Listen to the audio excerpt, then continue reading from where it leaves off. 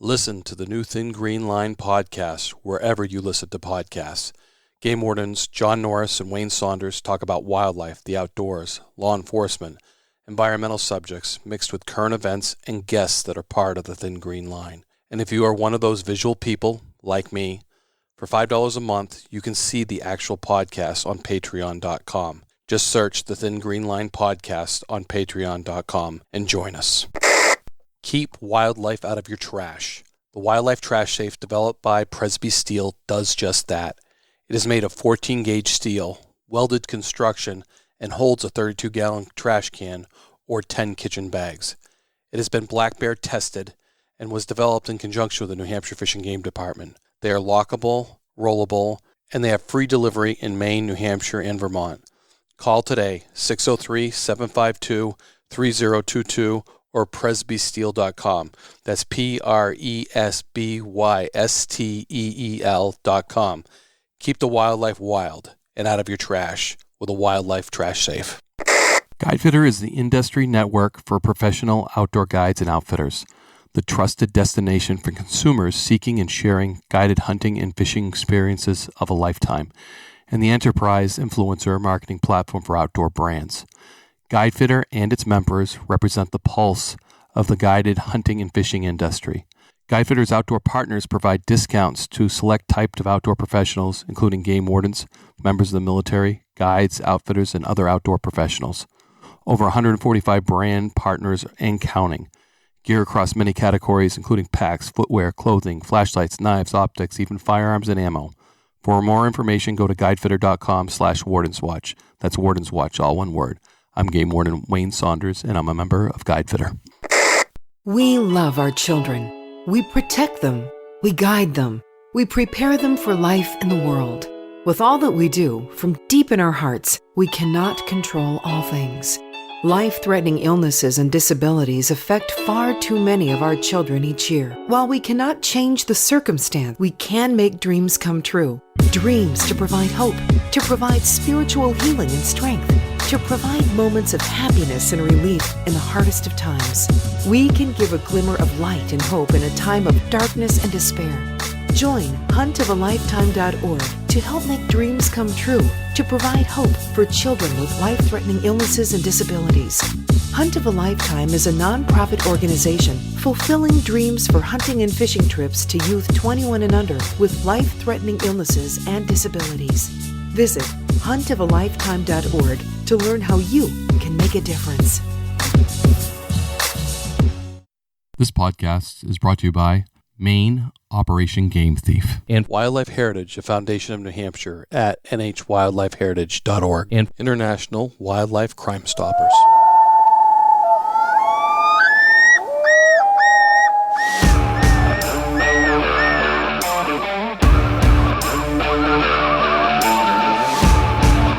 Please join me, Game Warden Wayne Saunders, and other game wardens on our adventures protecting wildlife, saving lives, and having fun, all while serving the public and the natural resources of our planet.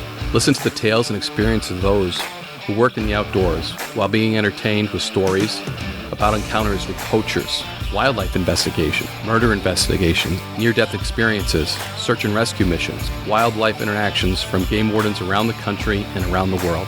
When I retired, I realized I couldn't let go of that legacy, but rather wanted to share the passion, the commitment, and the stories of those men and women that call themselves game wardens.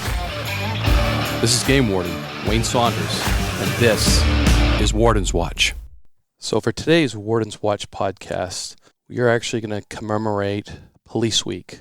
That was last week, but we didn't drop a podcast last week, so we are going to talk about and tell some stories of some game wardens that lost their lives in the line of duty. And I also want to remember all those police officers, all those peace officers that have lost their lives in their line of duty. And this one hits home really hard for me. When you know people that have their names on that wall, when you can call them your friends, that's tough. That's tough. And I have been very attached to the law enforcement memorial for a while. My wife volunteers at it. My son hands out flowers to survivors. I do the escorts. So it's been a strange year with COVID-19 not being able to do that. And in some ways, I thought it would be better, but I know Friday, I walked around with a big lump in my throat all day, and I got to see, the social media tribute to my friends and all of those officers that gave their life. So it was a different kind of special. It was definitely different, but I think it was good. And, being a Wardens Watch podcast, we're going to talk about wardens that gave that ultimate sacrifice. And that's tough on us because we can relate to where they were, what they did. And if you can remember those others. And I always think when I talk about anybody killed in the line of duty, I think of my friends and the sacrifices they gave. I think about their families and what was stolen from them. So it's a tough time, and these are tough stories. They're stories that I want our listeners to hear because it is a dangerous job, and protecting wildlife is so important.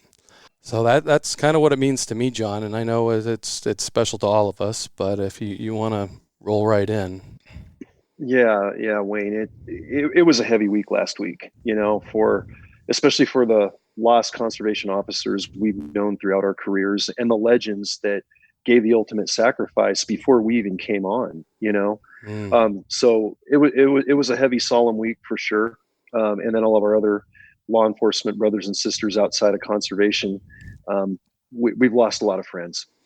And one of the ultimate stories that really show the thin green line sacrifice that we make every day and the dangers we face is what happened to Bill Pogue and Wilson Conley Elms Jr. in Idaho, 2 game wardens in 1981.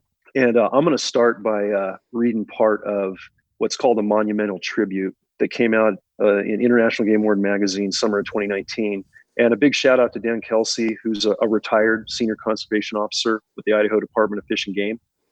And I'll start it and you finish it. How's that? That sounds good. Why don't we give it a moment of silence for all of our brothers that have gone before us and gave that ultimate sacrifice, and then you could just start reading, John. Perfect.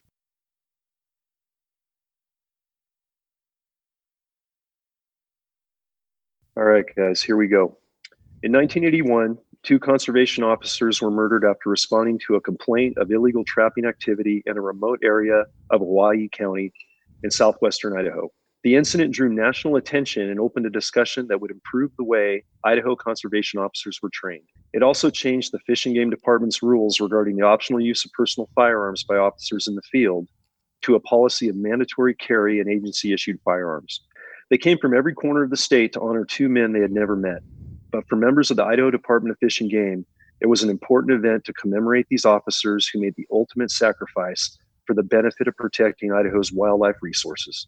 On May 13th, 2015, conservation officers William Bill Pogue and Conley Elms Jr. were honored with a monument placement and dedication ceremony at Bull Camp, where they were killed as they attempted to arrest a suspected poacher on January 5th, 1981. The idea of placing a monument at the site of the murders began in the fall of 2013, according to the then Assistant Enforcement Chief Blake Phillips. As the project gained momentum, a small group of the enforcement staff made a few visits to Bull Camp to finalize the plan. From the start, the Pogue and Elms families had supported the concept of a monument and were kept updated as to the progress by Phillips, who had become close to both families, though he had never worked directly with either of the 2 officers. After the murders, the families created a memorial fund from remaining reward money that had been offered to catch the killer. It was meant to provide Idaho conservation officers with additional safety equipment and training. In later years, Phillips oversaw dispersal of those remaining funds, and so he acted as liaison between the families and the department during the monument development process. Wanting something natural that would blend in with the surrounding environment, it was decided that the monument style would be a rock inscribed with the name of the officers and their end-of-watch date. The monument was paid for by the Idaho Conservation Officers Association. Since Bull Camp was in a Bureau of Land Management wilderness area, there were hurdles to overcome. The Fish and Game Department needed to obtain a special use permit to place the monument, but because the location was designated wilderness, no vehicle travel was allowed or even feasible due to the rugged topography. To solve these issues, a special stretcher-like carrier had to be fashioned out of metal poles and canvas to cradle the 600-pound chunk of granite rock and transport it over a mile across difficult terrain. The day before the dedication, attendees rendezvoused at the 45 Ranch, creating a memorial tent community around an open field near the ranch house. The 45 Ranch had played a significant part in the events of January 1981. Ranch owner Ed Carlin had placed a call to Officer Pogue to report finding the illegal set traps. Pogue then contacted neighboring Officer Conley Elms for assistance after two other officers, including Conley's brother Mike, also an Idaho conservation officer, were unavailable. Leaving Boise late on January 4th, the two officers drove through the night, reaching the rim above the 45 Ranch in the early morning hours. They slept in the truck and later that morning had breakfast with the ranch owner, where they learned of a second illegal trapping location, this time in the bull camp area. After investigating the first complaint and citing the trapper for his illegal activities, Officer Pogue and Elms drove to Bull Camp to investigate the second complaint and set out to hike down to the trapper's remote camp located 3 miles from the Idaho-Nevada border. That evening at the memorial camp, all gathered to hear Enforcement Chief Greg Wooten speak about the shooting incident from the initial call in the late hours of January 4th through conviction.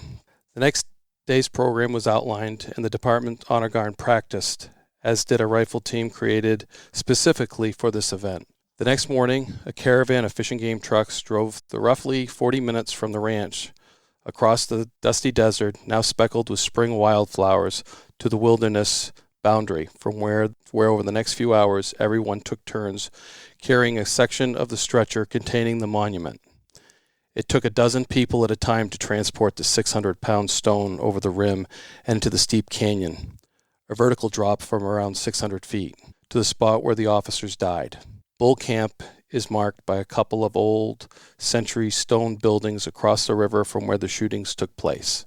As the group approached the site, someone pointed out a few old tent pole pieces scattered in a small clearing where the killer's tent was likely to have been located. The poles were well worn and decaying from years of Idaho's harsh, high desert climate. Could these be the remnants of the actual tent poles that link back to the events 34 years ago? It presented an eerie step back into the past. Most of those attending the dedication were Fish and Game Department personnel, and including 55 of the roughly 100 state officers, Director Virgil Moore, and members of the department's Communications Bureau who recorded the event.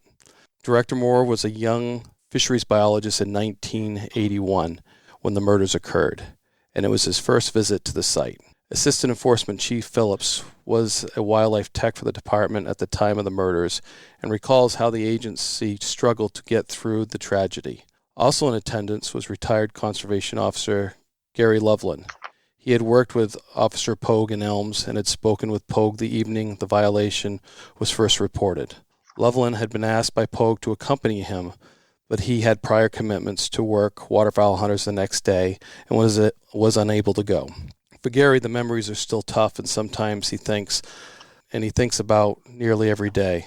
As a representative of the family, Bill Pogue's younger brother Eddie traveled from California, and in his mid-70s made the trek to the site. He had come hoping the event would bring closure, but after more than 3 decades of pain and anger was still present. Over the years, the families have had to endure not only the loss of their loved ones, but an extended trial process, high-profile national media coverage, and in some circles, the elevation of a folk hero status to the officer's killer. It was not Eddie's first time here. He had made the trip shortly after the murders. Over the years, other family members have also come to see the area, but this time the trek in and out of the canyon in the desert heat would have been too difficult for some to make. On this occasion, Eddie reminisced about his brother's life and the strong bond that still exists between the Pogue family and the Fish and Game Department. "You're an extension of the Pogue family," he said. "Having all these officers here, in particular, at this memorial has been so special." The memorial rock was set in place with etched names of the officers facing the South Fork of the Hawaii River. On the other sides of the rock were inscriptions provided by the two families. "So precious fisheries and wildlife resources I valued can be used, enjoyed, and appreciated by present and future generations, Conley Elms. And blessed are the peacemakers, Bill Pogue."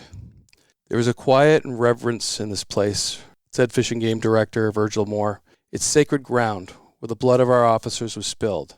It will forever be a part of our memory." One officer found a shed deer antler along the path into the canyon and placed it next to the monument in a gesture to honor the memory. The Fish and Game Honor Guard began the ceremony with posting colors. Chief Walton spoke in honoring of the service of these officers. An invocation was made by Assistant Chief Phillips, followed by a 21-gun salute and taps. Though the monument ceremony was brief, the entire 2 days surrounding the event will remain a career moment, forever etched in the minds of those who participated. Since the dedication is part of every new officer's orientation, Fish and Game class has made the trek to Bull Camp to walk the footsteps of Officers Bill Pogue and Conley Elms. What a powerful way to honor their service and remember their sacrifice. Wow, what a beautiful memorial. And that just hits hard. But Wayne, so good to have it out there now for the cadets to see. It's great to see the classes going out to it and taking that hike to make it real, to make it visceral, to understand where we work, how remote it is, and how dangerous our job can be without backup. And I remember when I first got to the academy, day one, getting just grilled by our TAC officer, Lieutenant Greg Orr, mentioning this exact case and mentioning how critical officer safety and tactical training for game wardens is now, because we have had a lot of fallen officers, sadly, since the late 1800s. But this is the one that was front and center. This really brought home the danger to game wardens, and this made, national, if not international news. And I know our training and our mindset was completely different when I started back in 1992 because of the ultimate sacrifice Pogue and Elms made. It was just incredible what's happened since then. I couldn't agree with you more, John. And now we're going to hear from the Assistant Chief Blake Phillips himself of Idaho Fish and Game, retired, and he's going to talk about the process of this memorial and what it meant to him, and I think what it means to game wardens and those that appreciate us as well. And now we have join us retired Assistant Chief of Idaho Fish and Game Department, Blake Phillips, who's going to add the personal touch to the story of Pogue and Elms, the murders in Idaho in 1981. So thank you so much, Blake, for joining Warden's Watch and adding that personal touch to this most tragic story in conservation officer game warden history. Thank you. In 1981, you were just starting your career, weren't you? Yeah, I just began my career in 1981. I was a wildlife technician for the Idaho Department of Fish and Game. I was actually living in a fish and game cabin in a little area called Robber's Roost between Ingham and McCammon, short distance from Pocatello. So, yeah, those were the early years of my career. But, yeah, I was just starting out with the outfit. Is that the same Rogers Roost that are written about in many Western books and such? Louis L'Amour comes to mind. There's supposed to be some booty buried up there, I guess, from Butch Cassidy and his gang or something like that. Yeah, no, that's. I don't know if it's just a legend or if there's some truth to it, but that's how the canyon got the name. Nice. Right. Is that in, and I'm going to say it again, Owyhee County? We're close to this area? No. Okay. In fact, it's on the southeast corner of the state. Okay. Owyhee County is in the southwest corner of the state where Bull Camp is located, where Pogue and that borders Nevada as well, very close, right? Right. Just a couple miles from the Nevada border. And that country's pretty remote as well, isn't it? Very, very remote. Yeah, it's every bit as remote as like the Frank Church Wilderness. It's very, very isolated. Mm-hmm. It's out in the middle of the Owyhee Desert. The Owyhee River runs through there, but you have to have a pretty good four-wheel drive to get around out there. And when you get a call out there, that's a day for one call, I'm sure, to go out there, investigate, and then make it back. Oh yeah, it's several hour drive from Boise, and from Mountain Home, you're talking maybe 180 miles from Mountain Home. That's the closest big city to that area, and a lot of it is desert driving, a lot of potholes, typical four-wheel drive driving. So. It's out in the middle of nowhere. Do you remember when you first heard about these murders? Well, yeah, it was quite a shock for me. I graduated from Colorado State University in 1978, and my first job was in Idaho. And I came out here with the idea of working for the Department of Fish and Game. Eventually, got a technician job and then in 1981, January of 81, when the murders happened, my father-in-law was also a game warden and hit him pretty hard. And I had started hanging with the game wardens. I thought I wanted to be a biologist coming out of college, but decided kind of set my sights on a career as a game warden. A conservation officer is what we're called in Idaho. And so I had to kind of rethink a little bit after the murder of Bill Pogue and Conley Elms, because I never really considered that a game warden could get killed, could get shot in the line of duty. I'd never really considered that coming out of college. So it kind of touched me a little bit and had to reevaluate, but kind of recommitted myself that that's the career I wanted to choose.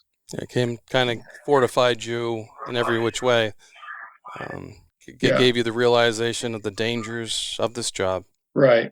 And, I never really wanted to be a police officer, but I had to finally admit that, being a conservation officer, you're facing the same sort of risk as any law enforcement officer. In fact, more so, because 90% of the people you're running into have either some kind of weapon, either a knife or a gun.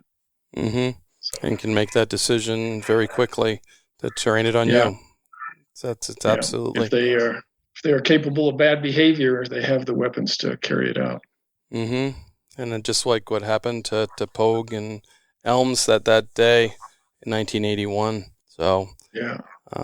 And how did that affect you through your career? Certainly you made that decision to stay a game warden, to follow in their footsteps, but I'm sure every year came around, this memorial time came around, and it's always, especially those that were there, were working at the time. I know that has a different effect on those people rather than the more distance you get from it. Yeah, I was finally able to land a conservation officer job in 1983, March of 83. And, the murders were still fresh in everybody's mind. And sadly, a lot of the public that we encountered as law enforcement officers, as conservation officers, there was that negative side. The murderer, he was considered some sort of a folk hero. And of course, we knew that wasn't true, because we knew that the two men that he murdered, Bill Pogue and Conley Elms, were good family men and just real supporters of the wildlife resources. That's what they were doing when they were murdered. But it was real disconcerting, I guess, when you would contact a violator, typically a violator, or even somebody that hadn't committed any violations, that would say, what do you think of Claude Dallas? I hate even bringing up his name, but they considered him something of a folk hero. And or at the end of a ticket book, they would say, I can see why he did what he did. In other words, why he murdered two game wardens, because they were implying that you deserve the same treatment. And I heard that a lot over my career. I know all of us did.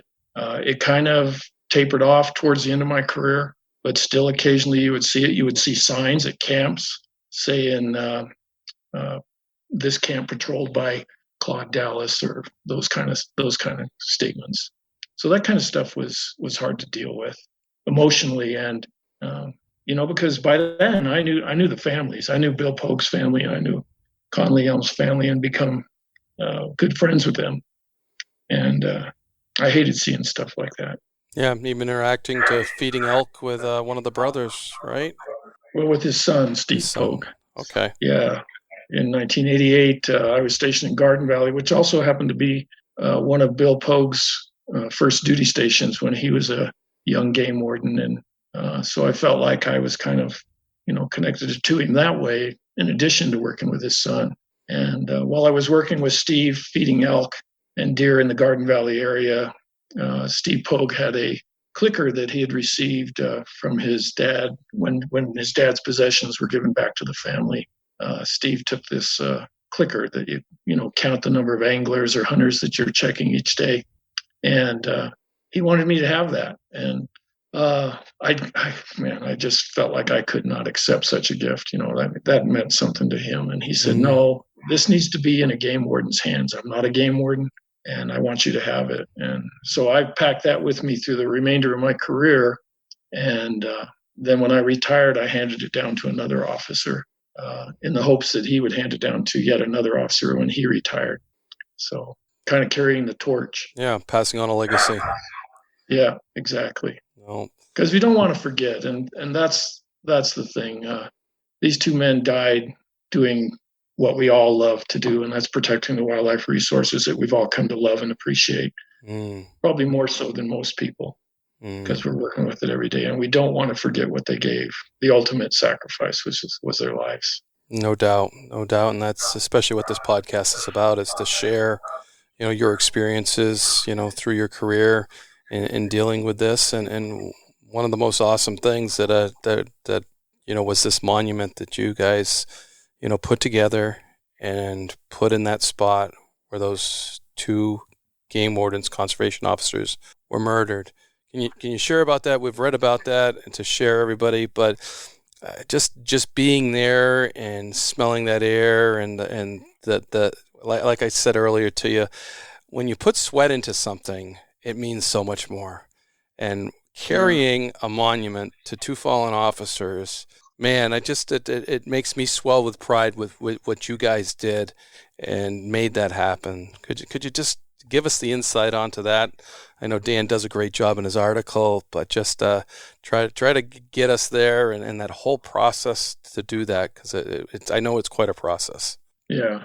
Well, I was promoted to assistant chief in 2013, and Greg Wooten, who was our chief at the time, and I sat down and we kind of hatched in its infancy, a plan to erect some sort of a memorial for Bill Pogue and Conley Elms at the site where the incident took place in Bull Camp. We knew there were a lot of logistic issues. It was in a wilderness area on BLM property. It was near a reservation.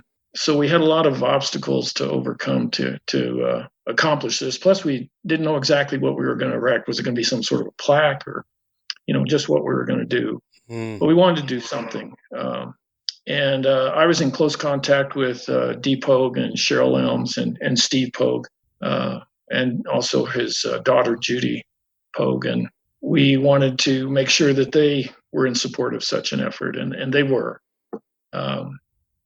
So from there, from the infancy of that, back in 2013, we kind of put a trip together in 2014, and we actually went down to Bull Camp kind of to check things out. And it was the first time I'd ever been down there, and it's so isolated. You can't even appreciate how far away from civilization they were when they were attacked and murdered.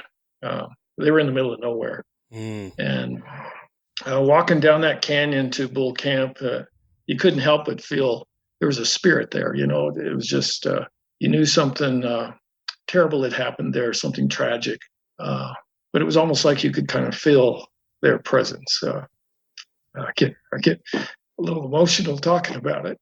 But it's an emotional time.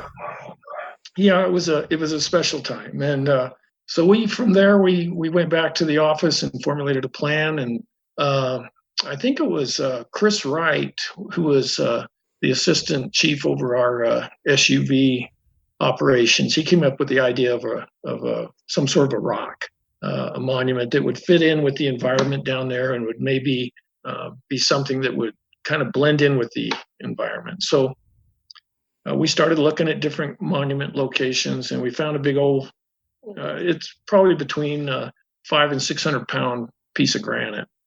And it fit in really good with the surrounding area, blended in with the environment, with the desert atmosphere. And we approached the BLM about that, and then we put an inscription on there that Bill Pogue and Conley Elms, this was their end of watch, January 5th, 1981. And then I approached the family members, and Cheryl Pogue gave me a quote from one of Conley Elms' favorite quotes, and we put that on the back of the rock. And I got a quote from Bill Pogue's family, which was "Blessed be the peacemakers." And we put those two quotes on the back of the rock, had those inscribed on there. And then we had to figure out how we were going to get it down there. We talked about, because it's a wilderness area, we couldn't have vehicles down there. Plus, there wasn't a road down there anyway. It was just a pack trail. and it's a drop from the top of the rim where you could actually drive a vehicle on an old Jeep road. It's probably 1,000-foot drop, and probably a good 3/4 of a mile, maybe a mile, to Bull Camp from the top of the rim. Mm-hmm. And we had to figure out how we were going to get it down there. We talked about a helicopter. We talked about all kinds of different things to pack it down there. But one of our guys, the regional conservation officer up in Salmon, Dave Silcock, is he's pretty good at putting things together in his mind. And he put together a sling operation made out of poles and canvas. And it took about 7 to 8 guys on each side of this thing to carry this 600-pound rock. And we put it in the sling. We took it as far as we could with a razor and a trailer or pickup, and then we carried it. We carried it down from the rim all the way down, and we had to keep swapping off. There was, I think there was 55, 60 officers that came, and that day in I think it was 2015 when we finally carried the rock down there, May of 2015, and placed it. And it probably took us close to an hour to get it down there, just swapping off, carrying it and everything. But and everybody took a turn. It was everybody took a turn. It was a warm day in May. We had our director, who was Virgil Moore, with us at the time. We had Eddie Pogue, who I'd also become close with. He came over from California, and he was 70-some years old, and he walked down with us. He took a turn carrying it. Gary Loveland, who was an officer that joined Bill Pogue with his district responsibilities, and who was supposed to accompany Bill Pogue that day instead of Conley Elms, but had other commitments, so was unable to. He carried it, and he had since retired, so right. It was good to have him there. He felt a little bit of closure. I think Eddie felt some closure through that whole procedure. So it was quite an operation, and we put together a little program. Our director, Virgil Moore, set a piece. We had an honor guard, complete with like a 21-gun salute. We had the flags there. I offered an invocation, kind of dedicated and sanctified the ground that it would be safe from any vandalism. And that's still my prayer, is that nobody will vandalize the rock, because there still is that faction of people out there, right, who do not support conservation officers or game wardens, and sadly think that whatever happened there was justified, and there's no question in my mind that it was not. I think I have since retiring from the Idaho Department of Fish and Game, I took a job as a court security officer at the federal courthouse in Pocatello, and I've had the opportunity to work with Judge Edward Lodge, who was the sentencing judge, the judge that heard the case for Claude Dallas. And he made, in his statements, he stated that clearly self-defense never arose at Bull Camp. When he sentenced Claude Dallas, he made that statement, made it very clear to Dallas that he didn't believe self-defense ever came up at Bull Camp. And that's my feeling, and I think that's the majority of people in my agency's feelings, is that was never a reason for what happened there. Even Claude Dallas himself said to the one eyewitness that was there, Jim Stevens, he told him, he said, "This is murder one for me." He knew exactly what he had done at Bull Camp. Right. So, and that memorial and dedication, did I read it was the beginning of your honor guard? No, the honor guard had been around for a while, but okay. That was one of their one of several opportunities they've had to serve. Mm-hmm. So, no, just that whole putting that thing together, and we've read that whole tribute that was printed in International Game Warden about that whole event, and just getting it from you, for me, almost feels like I was there, and certainly someday would like to stand at that rock and certainly appreciate their sacrifice. Yeah, I was reading on the Peace Officer Memorial site. I can't remember the guy's name, but he posted a thing on there about Conley Elms and how he and his son had walked down and were surprised to see this memorial. Yeah, I think they just recently done it, and he talked about how sacred it felt there. There was a spirit there that he felt, in the same spirit I'm sure that I felt when I was there. Nope, I think certainly it's one of those places that is going to make you feel that way, much like our memorials to our peace officers that each state has, and how we honor them during the police week. So certainly we want to honor our game wardens. We want to tell their stories. We want to share those stories. And Bill Pogue was quite the artist, wasn't he?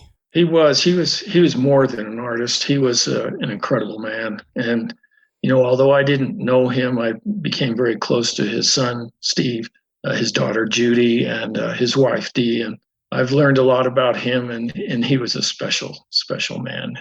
But his artistic ability was unique, especially when you consider he lost an eye when he was serving in the Korean War. And I guess it wasn't something any more than he was blowing up an air mattress and it popped, and it put out one of his eyes. But he was still able to draw some beautiful, beautiful pictures. And, a lot of people don't understand the sacrifices that he gave in the Korean War. He carried shrapnel in his leg. He lost a whole unit of his men that he didn't want to. They were pinned down and they were short a radio, and he decided he didn't want to send any of his men back to get this radio. So he took off and went and got the radio. And when he came back to where his men were hiding, they had been bombed and all of his men were gone. So he lived with that the rest of his life.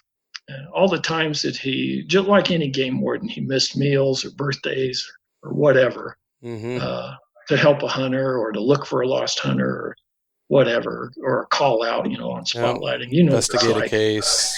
Yeah, all those times he was just a heck of a man. And Bill was the same way. Sherry and he were not able to. Conley Elms was the same way. He was not. He and his wife Cheryl were not able to have kids, and they were in the process of adopting a baby from India when he was murdered. Sherry was still able to complete that adoption after the murder, and she raised that little girl. But Conley had a way with. He was an avid fly fisherman. I have a couple of fishing poles that Sherry gave me, that fly fishing poles that Conley made, and they're pretty special. Pretty special reminders of the men they were. And you always hear about Bill's artwork, and I have one of his pictures hanging in my basement with a special little tribute from Dee at the bottom of it, and it's pretty special to me. And it's right there along with Conley's fishing pole, a constant reminder of the special men that they were and the talents that they had. Talents that were taken from all of us way too early. Yep, no doubt. And I have that same print in my home, and I know my colonel has it in his office, and it's kind of why I wanted to start with these guys, because of their sacrifice. Yeah, they're pretty special guys. Yep, and to have that in your house for that memory, guys I never knew, the guys that gave it all for something that we did and we loved, and the willingness of every game warden to go out there and do the same thing. It's certainly something special. Yeah, one of the greatest blessings in my life, outside of my wife and my family, is that during my 36 years with the Idaho Department of Fish and Game, we never lost another officer. And I think that is a great blessing. Yes. And I know other states weren't as fortunate, but Bill and Conley were the only two that we lost, at least during my career with the department. So, yep. And it sounds like your department took action. They looked at that whole incident and whether you retrained or retooled and learned. And I think that is the most important thing we can do from any murder of officers, incident, negative-wise, is to learn from that. Take the good out of the bad. Yeah, and a lot of things changed. My father-in-law was also an officer with the Idaho Department of Fish and Game, and he lived under both time periods. Prior to the murder of Bill and Conley, there was a kind of a very lax training that took place. No firearms training that I know of, other than an occasional qualification, but no no real training on the ground training, and no real rest techniques training other than what they got at the post academy. So after the incident at Bull Camp with Bill and Conley, things changed. It wasn't okay to just carry your gun under your seat like some of the guys did, Some of them didn't even carry a firearm. Then it became mandatory that we qualified twice a year. We had arrest techniques twice a year. Revamped the whole training program after that incident. And we became safer, which is a good thing that came out of all that. And perhaps that's why over my 36-year career, we never saw another officer lose their lives. No, that's a good legacy. Oh. It is. Mm-hmm. Well, thank you for taking your time. Thank you for sharing your story. I think it means so much to every game warden, conservation officer, environmental police officer.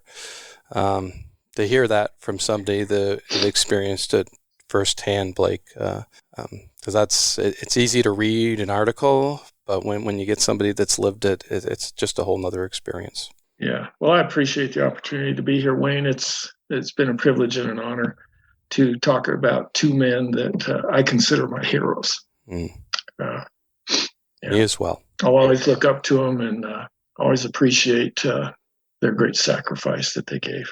Thank you. Hey, thank you. And I just wanted to let you know how you can get the Bill Pogue print, The Trapper, which raises money for the National Game Warden Museum in North Dakota. They're $50 each. That's framed, $20 unframed. And you can email the National Game Warden Museum, which is nagwmuseum at hotmail.com. That's nagwmuseum at hotmail.com. Shipping's included with that, and tax may apply. And I just want to read what's written underneath The Trapper, because it adds so much to this print, because it actually tells you what this print is all about. So The Trapper's in quotation marks by Bill Pogue. William Bill J. Pogue was born on August 9th, 1931. He grew up in Bakersfield, California. Due to his love and understanding of the outdoors, hunting and fishing, he went to work for the Idaho Department of Fish and Game in 1965 as a conservation officer. One of his other enjoyments in this life was pen and ink drawing. During his life, he produced over 50 of these drawings. He completed The Trapper in 1979. In 1980, he hand-colored it for the cover of Idaho Wildlife, the Fish and Game Department magazine. On January 5th, 1981, Bill and fellow Idaho conservation officer Wilson Conley Elms Jr. were killed in cold blood by a poacher. And Bill's daughter signs it, D. Pogue. It's just a great way to commemorate the loss of an officer, the loss of a game warden, and to put that on your wall. For every game warden, it should be hanging in your house. For every supporter of game wardens, it's a great opportunity to have such a brilliant, detailed conservation print in your home. Okay, guys, our second memorial tribute is going to push over to the East Coast, and we're going to recognize and I'm going to do a reading on the memorial for Officer James Spignesi, who's a Connecticut conservation officer and was a Connecticut conservation officer, and just has an incredible story as an officer, as a man, as a father, as a member of his community. Just an outstanding individual and a very compelling story. This one was hard to read when I first got the draft, and I've been choked up ever since, just dissecting who James was and what he meant to the Thin Green Line. And I think you guys are going to really appreciate this. James P. Spignesi Memorial. I start with a quote. "Perhaps there are not the stars, but rather openings in heaven where the love of our lost ones pours through and shines down upon us to let us know they are happy." On the cold, rainy evening of November 20th, 1998, at approximately 5 p.m., Conservation Officer James Spignesi and Conservation Officer Anthony Rose were on patrol in the town of Scotland in eastern Connecticut. Officer Spignesi observed a vehicle parked in a field near a wooded area where there had been previous complaints about illegal deer hunting. The hours for deer hunting ended at 4:27 p.m. Officer Spignesi and Rose parked their patrol vehicle and entered the field to search for a possible illegal hunter. While walking through the field, a single shot from a rifle was fired, and struck Officer Spignesi in the chest, killing him. Officer Rose immediately apprehended the suspect and began an attempt to provide first aid for Officer Spignesi, but Officer Spignesi was pronounced dead a short time later at a nearby hospital. A quote from survivor Vivian Enney in thought that is inscribed on the wall of the National Law Enforcement Officers Memorial. It is not how these officers died that made them heroes. It is how they lived. There could be no more fitting description of Jim Spignesi's life.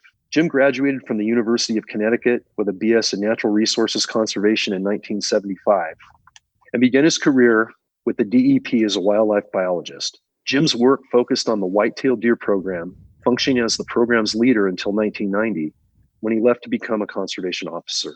As a conservation officer, Jim's record was filled with letters of appreciation from the public and his supervisors.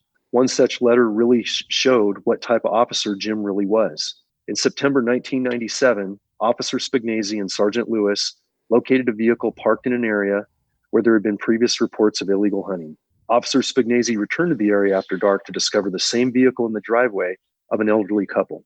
Officer Spignesi had ascertained that the occupants of the vehicle had been fishing in the woods and had parked in the driveway to have a snack.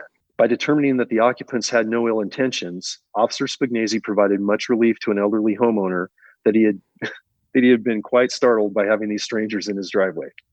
In August 1998, Officer Spignesi was awarded the DEP Medal of Meritorious Service for the safe return of a runaway youth who had reported to be distraught and had threatened suicide in the Natchuk Forest. Jim located the youth hiding in the thicket of Mountain Laurel and returned him to his family without incident. In April 1999, Officer Spignesi was awarded the Officer of the Year Award for the Conservation Law Enforcement Chiefs Association. In May 1999, Officer Spignesi's name was placed on the National Law Enforcement Officers Memorial, and Vice President Albert Gore presented the Medal of Valor to Officer Spignesi's family at a ceremony on the west lawn of the Capitol, honoring officers who have fallen in the line of duty. In May 1999, Officer Spignesi's name was inscribed on the Connecticut Law Enforcement Memorial in Meriden. A scholarship fund was established by a committee of Spignesi's friends, family, and coworkers to provide a scholarship to a University of Connecticut upperclassman who aspires to a career in wildlife management or conservation law enforcement. Donations for this memorial fund can be made by check and payable to James V. Spignesi, James V. Spignesi, Jr. Memorial Fund, and sent to James V. Spignesi Jr. Memorial Fund, P.O. Box 156, Hampton, Connecticut 06247. And right now I'd like to introduce Kyle Overturf, the former colonel of the Connecticut Department of Environmental Protection. And Kyle did 32 years as a game warden and 8 years as a colonel. And I'd like to thank you for that service, Kyle, because that is a lot of time to be a game warden. That's pretty astronomical. It's the best career imaginable, though. I can't thank the people I worked with and the people I worked for enough to give. I can't imagine, when I first came on in 1986, I, as a field officer, I just couldn't imagine looking back that I would have had the opportunities that I had over my career, the people I got to meet, the places I got to go, the opportunities for the job I've had has just been phenomenal. And it was a great career. Nope, I would agree. And unfortunately today we're commemorating, some officers that gave it all. And James Spignesi is one of those officers that was killed in the line of duty in Connecticut, and we all suffered his loss. And you were actually on during this time and kind of involved and still involved with that whole memorial and everything. Could you just tell us about that? Sure. So it was November 20th, 1998. So almost 22 years ago now. It's hard to imagine that. The day, talk a little bit about that day of when it occurred. I remember very distinctly. I had actually saw Jim that afternoon at our Eastern District headquarters. I was the sergeant in the southeast sector of Connecticut, and I was at the office, and Jim was there, talked a little bit, and went home early afternoon because I was going to split my day. I was going to work with another officer. We were going to work jackers that night. It was a Friday night. Deer season had just opened, that previous Wednesday. So our firearms deer season had been open about 3 days at that point.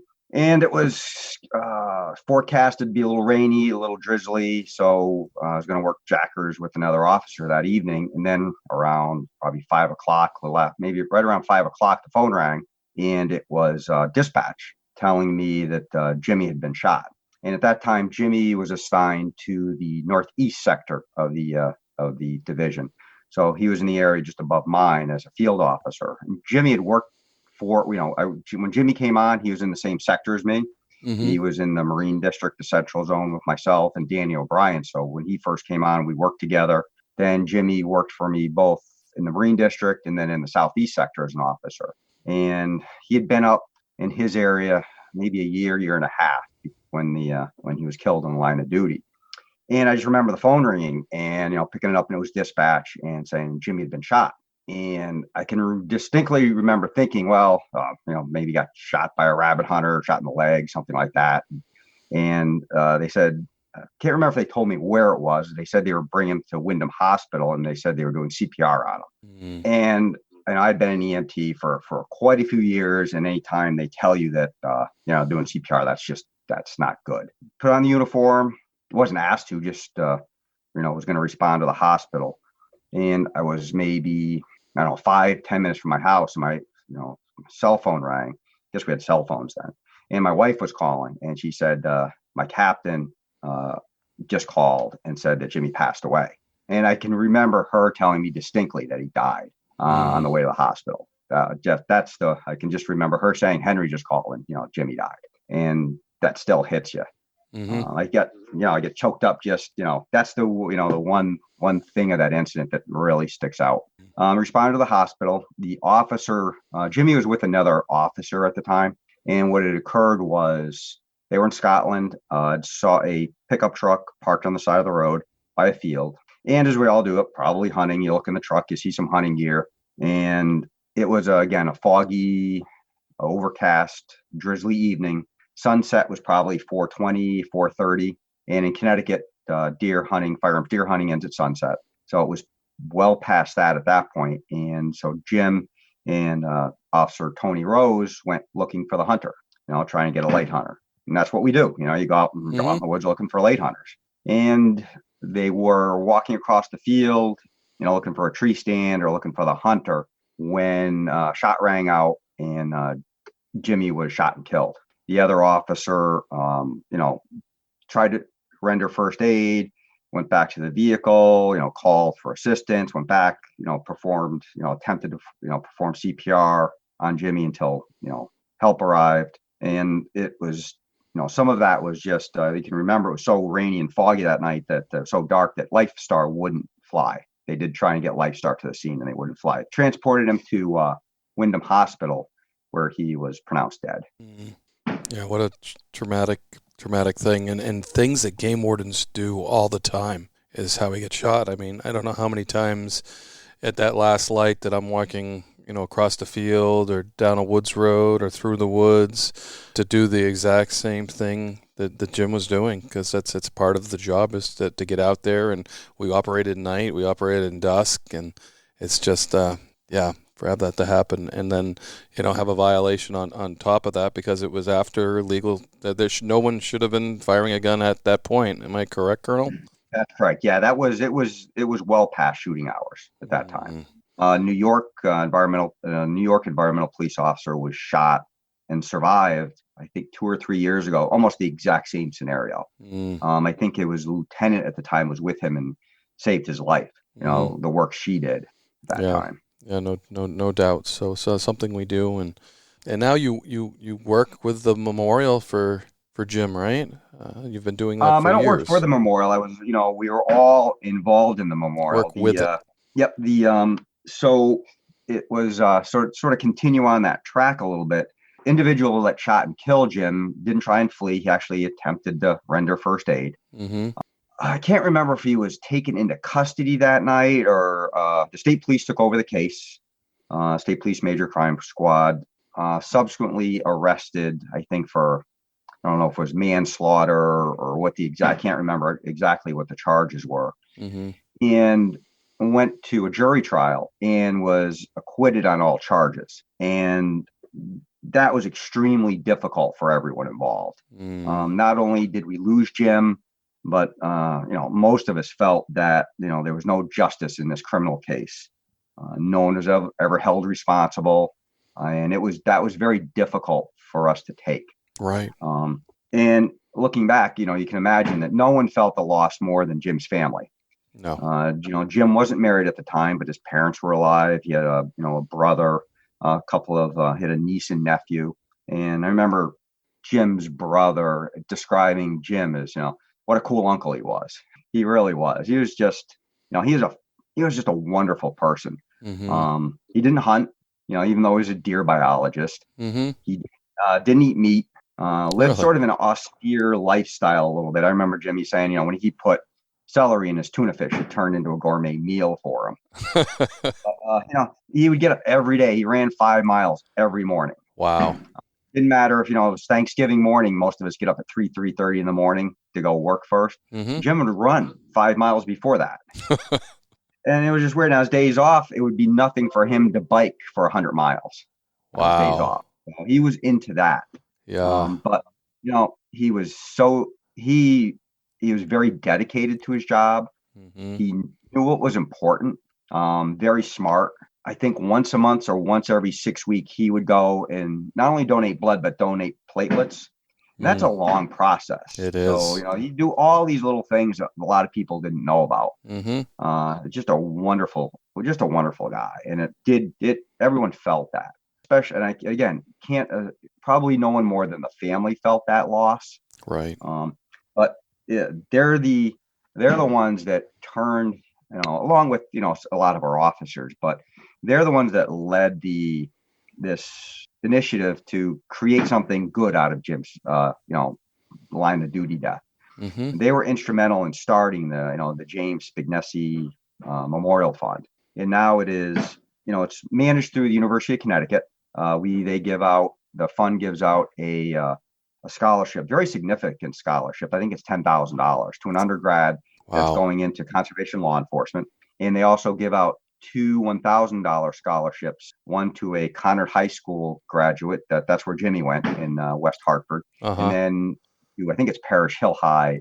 That's the area that Jimmy lived in when he was killed. Mm-hmm. So, the Memorial Fund, it keeps his memory alive. But it also keeps, everyone together that knew him, to get to talk about him. The fund is supported by this dinner we hold every year. This is the first time in like 20 years. We couldn't have it, obviously, from the COVID issue. But it's such a local event. We hold it at the Scotland Firehouse Volunteer Fire Department. They actually pull all the trucks out of the bays. It's in a small town fire department, literally maybe 2 miles from where Jim was killed. Mm-hmm. But they open up the firehouse, and everybody, they pack tables, and we sell it out. It's 300 people go to that. Wow. And it's it's just a community event. Yeah, guys from Highland come, guys from Massel come. Nice. But it's everyone who lives in the community still to remember Jim. Uh-huh. It's a fascinating event. They do a golf tournament every year to support the fund. I had the privilege while I was colonel to go to the Yukon Scholars Night, I believe they call it. At the time, I was also teaching at University of Connecticut. Okay. I had the opportunity for 6 years to teach an undergrad class in conservation law enforcement. Nice. So, yeah, it was a great opportunity. And again, I think it was the whole relationship with the University of Connecticut that started their desire through the School of Natural Resources to want to have a class in conservation law enforcement. Colonel Nelson taught it before I did. And then when he retired, he asked me if I would take it over. So I did that for 6 years.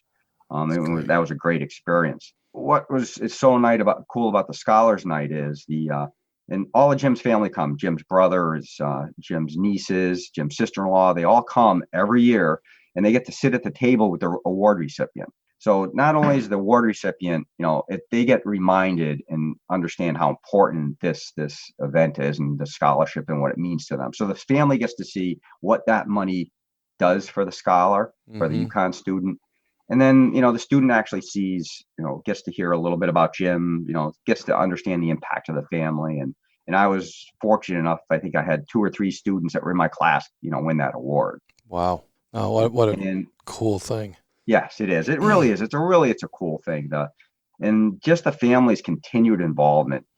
We do a memorial wreath laying at his gravesite every year on the anniversary of his death. And the family comes every year. Jim's sister comes and his brother and the family come. And, it's again, another opportunity for everyone to get together and remember Jim. And it's a good thing. Keep his memory alive. And his spirit as well. The memory and the spirit, everything you're doing just adds so much more to, like you said, who Jim was. It's not remembering him, but carrying on his spirit, which is it's just phenomenal that you guys do that and that you're involved and that the family is still involved. Take all the good. I keep saying this over and over. Every time we have an incident, try to take the good out of the bad, because to make something positive out of a negative. Yeah, and I think if the if the family hadn't been so supportive and so driven to do that, we might not have had such a positive memory of Jim. It matters so much. Jim was a huge bike enthusiast, like I had said earlier, and I think it was 2 years ago the foundation sponsored or gave a donation to the West Hartford Police Department's mountain bike team through that scholarship fund or through the memorial fund. Nice. And because he laid to rest in West Hartford, so West Hartford police chief was there. They had their mountain bike crew was there, all in uniform with their bikes and stuff. And just another cool way to remember Jimmy. Again, he would ride 100 miles on his day off on purpose. No one was chasing him or anything. He would do that. So it was just, people remember that. Yep, and those types of people, if anybody would have survived an incident, it's those people that are in such good shape. That's one thing, law enforcement officers should be doing, is trying to stay in shape so they can perform their job. And it sounds like Jim was the image of what you should be doing as a game warden and trying to stay in shape. And so when you have these incidents that, the possibilities of survival are, there. But unfortunately... I remember Jimmy, when he was a little older when he came on the job. He was a deer biologist first, and before he came over to the law enforcement division, like I said, we didn't hold that against him. No, he was 45 when he had been killed in the line of duty. So he was a little older when he started. I think he came on into the division, into law enforcement around 1990. And when he went to the academy, again, he was in phenomenal shape. And he was part of the protective services trainee class. And at that time, the state police were running that. And it was for all officers that are in state agencies going through the academy, such as university police, Department of Motor Vehicle, conservation officers. And they had just switched over to a more militaristic, paramilitary regime. There was a lot of PT involved. So and Jim was a very small statured guy. He wasn't a very big guy, very small stature. But he was in phenomenal shape. So the first couple of times they were doing the PT runs, Jimmy could do it without breaking a sweat. And the state police instructors didn't like that. So right off the bat, they made him carry the big heavy flag just to put some pressure on him. They made him shave his mustache during the class. I think that bothered him a lot. But again, it's just, they picked on him because of his stature a little bit. And I just remember I think he was working for me. It was in Killingworth. He had somebody illegally hunting on water company property. Kid was like 18, 19, 20 years old. He saw Jim coming and jumped from his tree stand, took off running.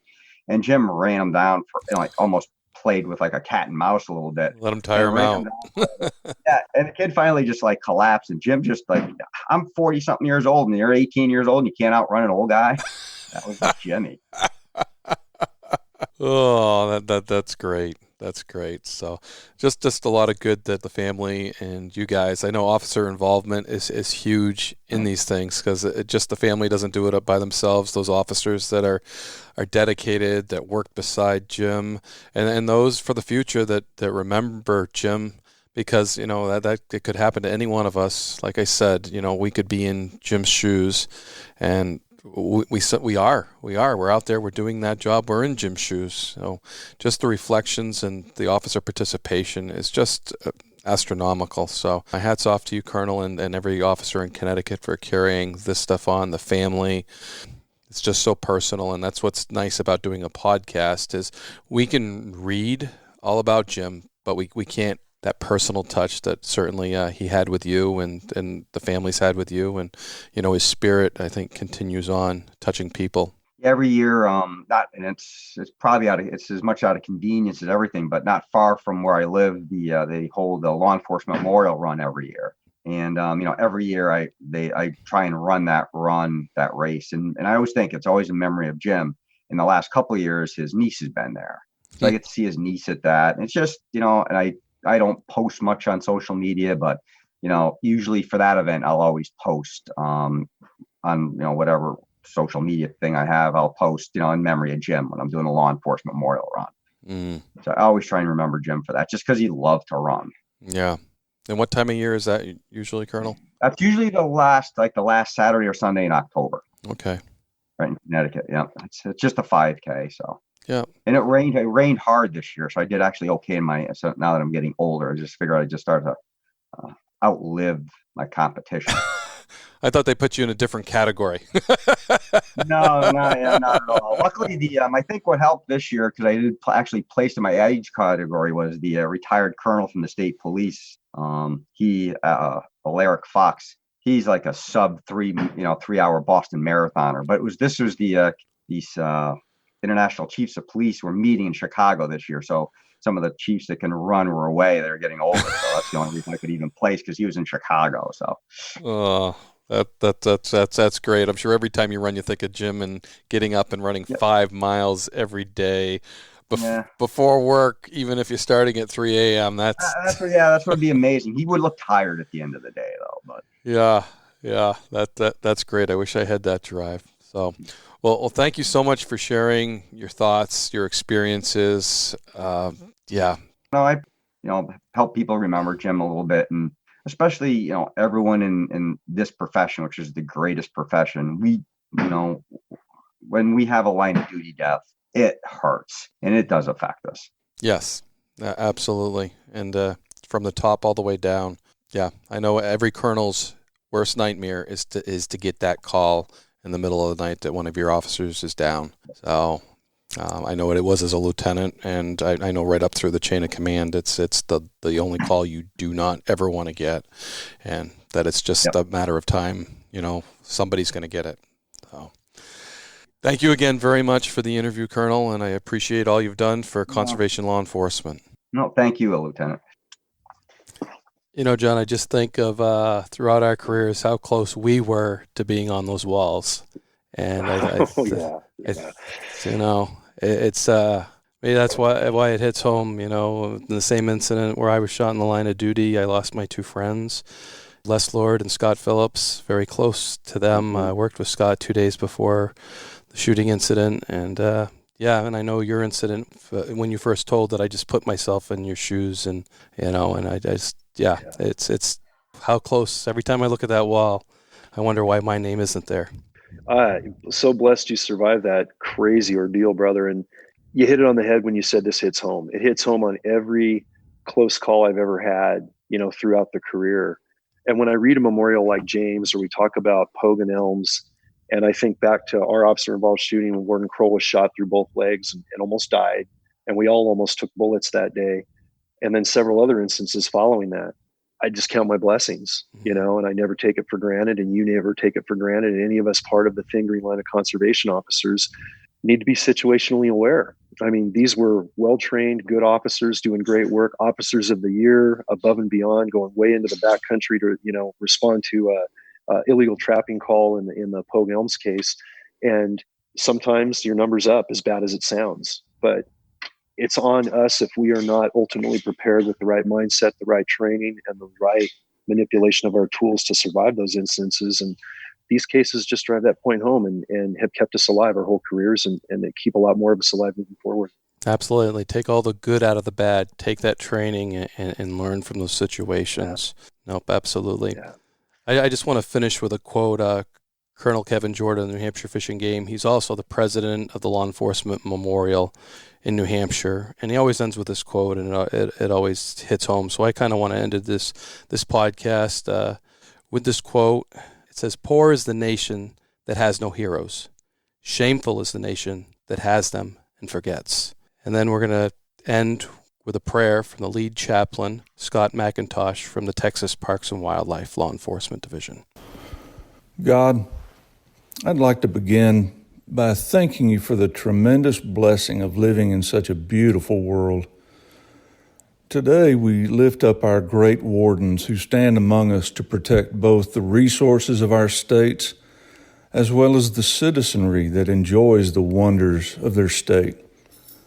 Bless each of these wardens and cover them with grace, peace, and above all, safety. We remember those wardens we have lost in the line of duty. What a great sacrifice each has made for the people of their state. But more importantly, their sacrifice is more keenly felt by their families and their fellow wardens. As the God of peace and hope, we do ask that you would continue to watch over the broken hearts and completely change lives of those who have lost such a vital part of their families. Also, as other wardens step in to take their place, we thank you for the men and women who give their lives in protection of the beauty of your creation. Help them to know they fill big shoes, but that their own shoes will someday be filled by others with the same desires of protection for the resources and the citizens who enjoy the beauty of your world.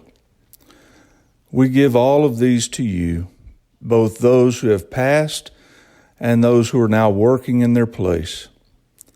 Help each to know that their lives matter to you and that they matter to the people of their state for the protection they provide of resources and people. We ask these things from the God of creation, the provider of peace, and the supplier of all good things. Amen.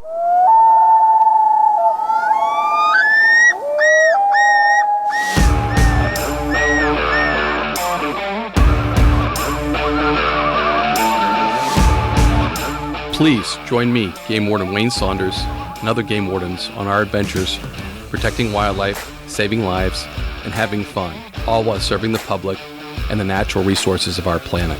Listen to the tales and experiences of those who work in the outdoors while being entertained with stories about encounters with poachers, wildlife investigation, murder investigation, near-death experiences, search and rescue missions, wildlife interactions from game wardens around the country and around the world. When I retired, I realized I couldn't let go of that legacy, but rather wanted to share the passion, the commitment, and the stories of those men and women that call themselves game wardens.